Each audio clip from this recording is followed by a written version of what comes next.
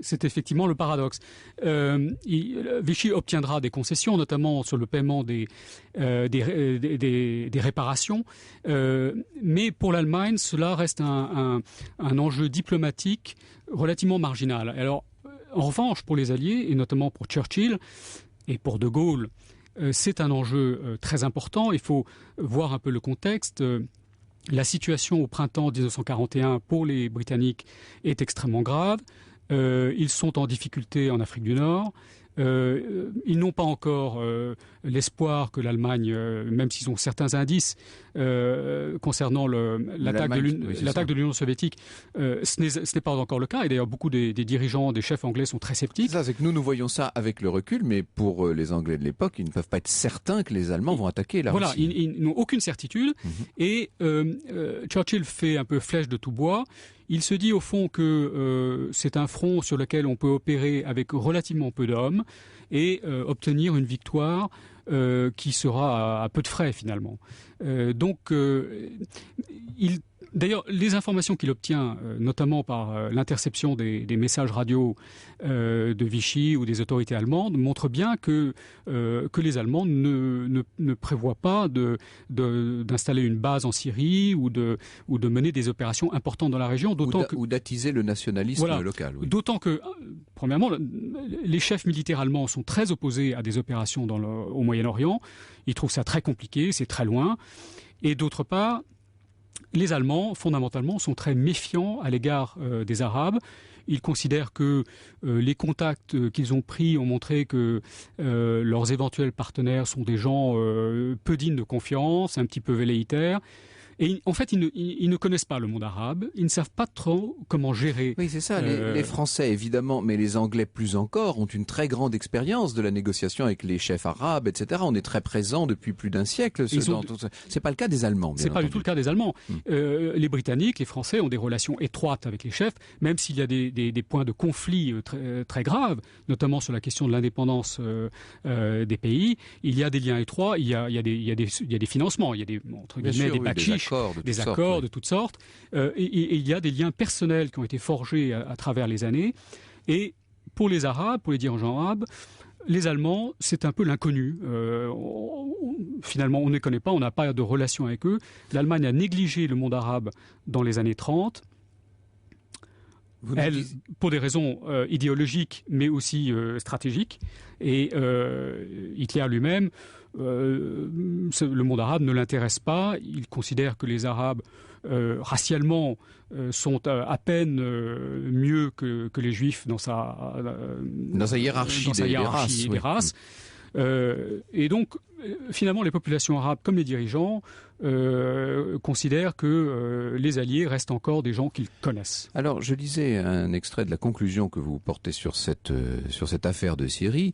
Vous nous dites que, en quelque sorte, la France libre a trahi sa promesse d'indépendance dans cette affaire. Alors, la France libre Catroux avait fait une déclaration officielle un peu sous la pression des Britanniques, de Churchill d'ailleurs, une déclaration garantissant l'indépendance, qui avait été d'ailleurs plus ou moins accordée quelques années auparavant, à la suite de la signature d'un traité qui avait été renié par les Français. Juste avant la guerre. Oui. Juste avant la guerre.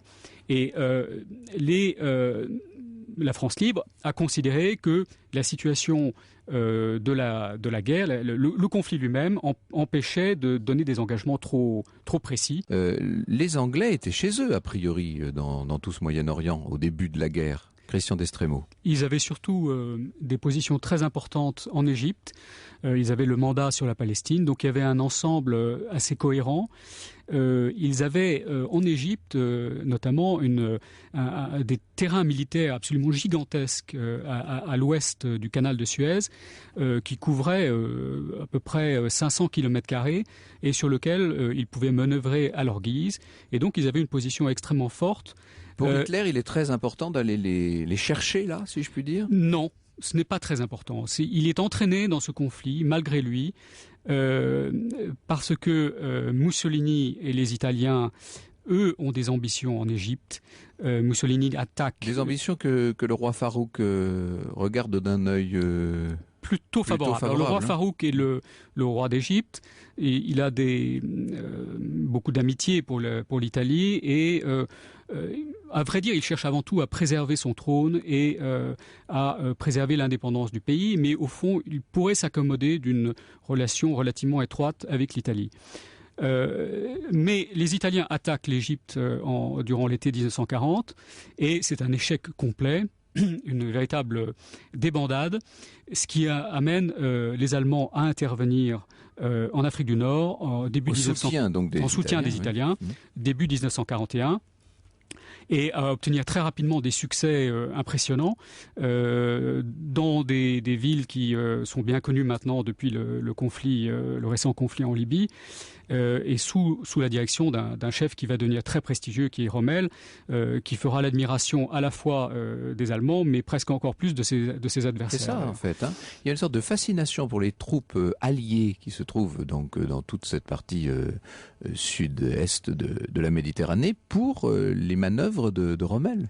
Et Churchill lui-même, à plusieurs reprises, au cours de discours devant la Chambre des communes, fera l'éloge de Rommel comme un symbole un peu d'une guerre, d'abord une guerre moderne, et aussi d'une guerre qui était relativement une guerre, ce qu'on a appelé la guerre sans haine. C'est une guerre relativement chevaleresque. Donc prestige énorme de Rommel, prestige aussi de Rommel au sein des populations arabes qui jusque-là étaient dans l'expectative, mais qui vont concevoir une certaine fascination pour cette sorte de pro-chevalier.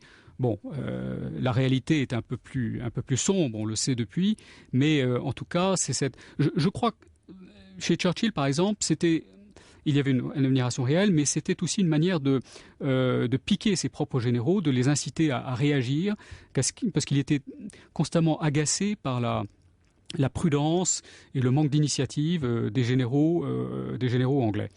En Angleterre, aujourd'hui encore, les grandes batailles de cette période et de cette région sont très présentes dans les mémoires. Ce qui est moins le cas, évidemment, en France, et pour cause. Alors, il y a surtout la bataille d'Alamein. Il y a le souvenir de Tobrouk, mais enfin, qui est un souvenir mélangé. Il faut dire peut-être un mot de l'une et de l'autre, d'El Alamein et de Tobrouk. El Alamein, c'est le tournant de la guerre en Afrique du Nord. C'est ce que Churchill qualifiera la fin du commencement. Oui. Dans une formule célèbre, et c'est une attaque, une offensive menée en octobre-novembre 42, sous les ordres d'un nouveau chef qui a très vite imposé sa marque, qui était le général Montgomery, et qui va repousser dans un premier temps Rommel et le repousser encore plus loin à travers la Libye et jusqu'en Tunisie au cours des mois qui suivront.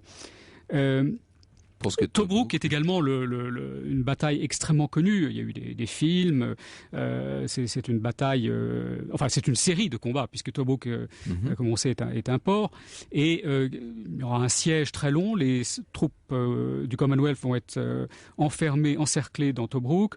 Et finalement, en mai 42, seront obligés de se rendre, d'ailleurs dans des conditions assez humiliantes pour le Commonwealth et pour les Britanniques, ce qui amènera ce que j'ai considéré comme un changement, un événement stratégique fondamental dans l'histoire de la Deuxième Guerre mondiale.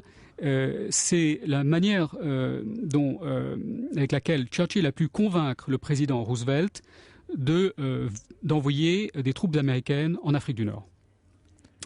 En évoquant dans des termes, lors d'une rencontre à la Maison-Blanche, en évoquant dans des termes dramatiques ce qui s'était passé en Afrique du Nord, eh bien, ce sont des petits événements comme ça, d'ailleurs, qui font basculer les guerres, on peut le penser.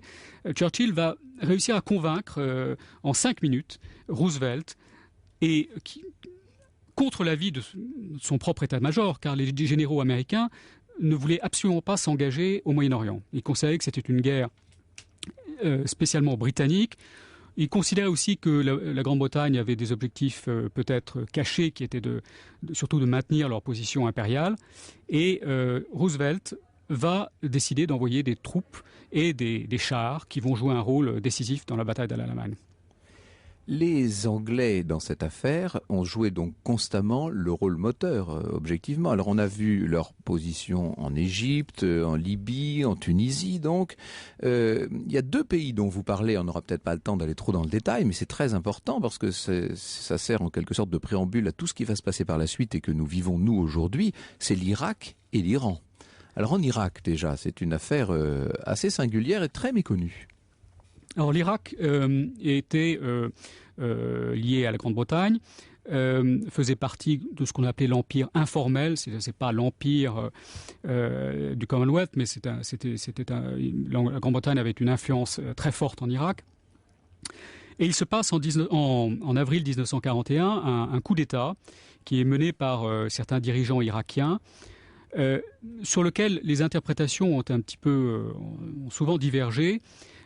Certains ont dit que c'était un coup d'État pro-nazi. Moi, je pense que c'était d'abord un coup d'État nationaliste. C'est-à-dire que les Irakiens, ces dirigeants irakiens, profitaient certainement de la faiblesse de la Grande-Bretagne pour prendre le pouvoir et pour essayer d'imposer leur vue. Mais des négociations vont se dérouler pendant plusieurs semaines à Bagdad et elles n'aboutiront à rien, ce qui va amener Churchill à prendre une décision assez dramatique qui est d'envahir le pays, d'envoyer des troupes en nombre pour libérer Bagdad. Et ce qui amènera les dirigeants irakiens à faire appel à l'Allemagne. Les Allemands vont envoyer quelques avions, un détachement d'ailleurs avec la bénédiction de régime de Vichy, c'est ce qu'on disait tout à l'heure au début de cette émission. Avec la bénédiction de Vichy, puisqu'ils feront étape, ils seront obligés de faire étape en Syrie. Ils vont envoyer un petit détachement dont l'efficacité sera nulle pour des raisons qui prouvent à quel point d'ailleurs les Allemands étaient peu préparés à faire la guerre dans ces conditions. Tout simplement, ils n'avaient pas prévu du kérosène. C'était des avions qui évidemment fonctionnent avec du pétrole, mais du pétrole raffiné. Et ils n'avaient pas assez de kérosène, ce qui fait que ces avions n'ont quasiment servi à rien et que les Britanniques ont pu très facilement mettre fin à ce putsch et à reprendre le contrôle du pays. Alors non, on n'aura pas le temps de parler de l'Iran ni de l'Arabie Saoudite, très important aussi dans la création de liens très particuliers avec les États-Unis. Je renvoie les auditeurs à votre ouvrage « Le Moyen-Orient pendant la Seconde Guerre mondiale ». C'est édité chez Perrin.